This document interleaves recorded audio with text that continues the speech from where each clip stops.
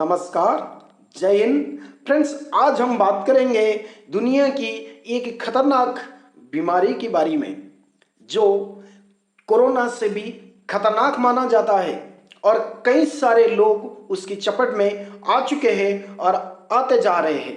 तो चलिए आज हम बात करते हैं इस दुनिया की एक खतरनाक बीमारी जिसको कहा जाता है हिंदुस्तान के सबसे बड़ा रोग है, क्या कहेंगे लोग। तो उसके लिए मैं एक कहता हूँ कि लोगों का काम है कहना, कुछ तो लोग कहेंगे। और क्या कहेंगे लोग। आप चाहे दुनिया की कितनी बड़ी आकर्षक व्यक्तित्व की धाने क्यों ना हो, फिर भी आपको ऐसे लोग मिल जाएंगे जिन्हें आप पसंद ना आए। तो इसी बात को और डिटेल्स में चर्चा करने के लिए आपकी दोस्त हाजिर है, कैलाश प्रधान। चलिए वीडियो की तरफ बढ़ते हैं। लोग क्या कहेंगे एक ऐसी खतरनाक बीमारी है जिससे भारत की ज्यादातर जनसंख्या चिंतित है और परेशान रहती है। उन्हें लगता है कि ऐसे उनकी प्रतिष्ठा दांव पर लगी है और हमारी यहाँ किसी का प्रतिष्ठा हमेशा इस बात पर निर्भर करती है कि लोग क्या सोचते और कहते हैं। आमतौर पर यह किसी की काबिलियत पर आधारित नहीं होती है। यहाँ हम तो आपको यही सलाह देंगे कि लोग की सोच को हमेशा अच्छाई बनाए रखना आसान काम नहीं है, क्योंकि दुर्भाग्य से हमारी प्रतिष्ठा छोटी सोच वाले और बेकार बकबक करने वाले और फालतू की चर्चा करने वाले, टाइम पास करने वाले, दूसरे की खूब बुराई करने वाले लोगों की दया दृष्टि पर निर्भर रहते हैं।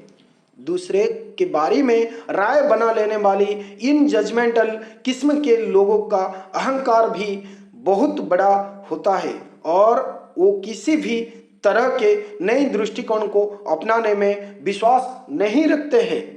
दूसरे और हमारी ही समाज में समय कैसे बदल रहा है, इस पर भी अक्सर बात होती रहती है और इस पर भी स्वीकृति की भावना भी विकसित हो रही है, लेकिन हमेशा ऐसा नहीं होती है। ऐसे कई क्षण भी होते हैं जो मुझे इस पर सवाल खड़ा करने के लिए मजबूर कर देते हैं। क्या वाकई समय बदल रहा है? यदि हाँ, तो मेरा सबसे अच्छी दोस्त अपनी अच्छी पसंद की, मनपसंद की गाड़ियां क्यों खरीद नहीं पाया?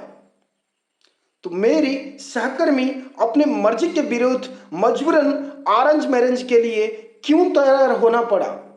मेरे 35 की उम्र में भी अविवाहित होने में क्या बुराई है?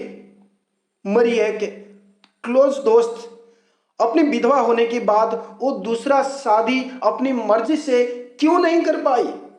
मेरे एक साथी सहकर्मी अपनी मन मुताबिक अपनी कारोबार करना चाह रहा था, व्यवसाय करना चाह रहा था, क्यों नहीं किया? ऐसे विषय पर कई बार समाज के पुराने डरे यानी कि फिक्स पैटर्न को बदलना काफी मुश्किल है फ्रेंड्स, लगने लगता है। लेकिन अगर हम सब मिलकर कोशिश करें तो ऐसा भी नहीं कि यह ना हो सकता है। मेरा मानना है कि इसे सुधरने का पहला कदम यह होगा कि दूसरे हमारी बारे में क्या सोचते हैं, यह सोचने की बजाय हम अपनी बारे में सोचें। फिलहाल हम अपने बारे में क्या सोचते हैं कि बजाय इस बात से अधिक चिंतित रहते हैं कि दूसरा हमारी बारे में क्या सोचता है, और यही सबसे बुरी बात है। हो सकता है कि जो मैं कह रही हूं आप भी किसी न किसी स्तर पर उससे सहमत हो। इसी से मैं अगर आप नहीं जानते कि ऐसी बात से कैसे निपटा जाए, या आप किसी ऐसे व्यक्ति को जानते हैं जिसे ऐसे किसी मामले में परेशान है और उसे मदद की जरूरत है, तो इस वीडियो को जरूर उन साथी के पास भेजिए और आप भी उसे ध्यान से देखिए। तो चलिए फ्रेंड्स, आज उसकी बारी में मैं आपके सामने 3 ऐसे पॉइंट आपके सामने रख रही हूं जिसको आप एनालिसिस करके जान सकते हैं कि ये जो बड़ी बीमारी से हम कैसे छुटकारा पा सकते हैं। सबसे पहले जो फ्रेंड्स है, सेल्फ लव। खुद से बहुत प्यार कीजिए, अपने आप को चुम्बन दीजिए, अपने आप को स्नेह कीजिए। सुबह शाम, सुबह जब आप बिस्तर छोड़ते हो, रात को जब सोते हो, अपने आप को देखिए, अपने आप को आईने के सामने खड़े होकर सोचिए, देखिए कि मैं क्यों अलग हूं, मेरा चेहरा सबसे अलग क्यों हूं, मेरे फिंगरप्रिंट सबसे अलग क्यों हैं, मेरी बात करने की, मेरी कार्यशैली की सोच विचारधारा क्यों अलग है। क्योंकि फ्रेंड्स, भगवान हम इन संसार में हमें कुछ अलग बनाया है, हमारी कुछ अलग सोचे, हमें कुछ अलग करना है। जितना अधिक आप अपने को प्यार करते हैं और अपने निर्माण को स्वीकार करते हैं, तो उतनी ही आपको दूसरे की जरूरत कम पड़ेगी। आप जितना अधिक आत्म प्रेम और आत्म स्वीकृति महसूस करते हैं, आप देखेंगे कि आप इससे भी अधिक आत्म प्रेमी और आत्मनिर्भर बन रहे हैं। दयालु होना और अपनी गलतियों के लिए अपने आप को क्षमा करना बहुत जरूरी है फ्रेंड्स।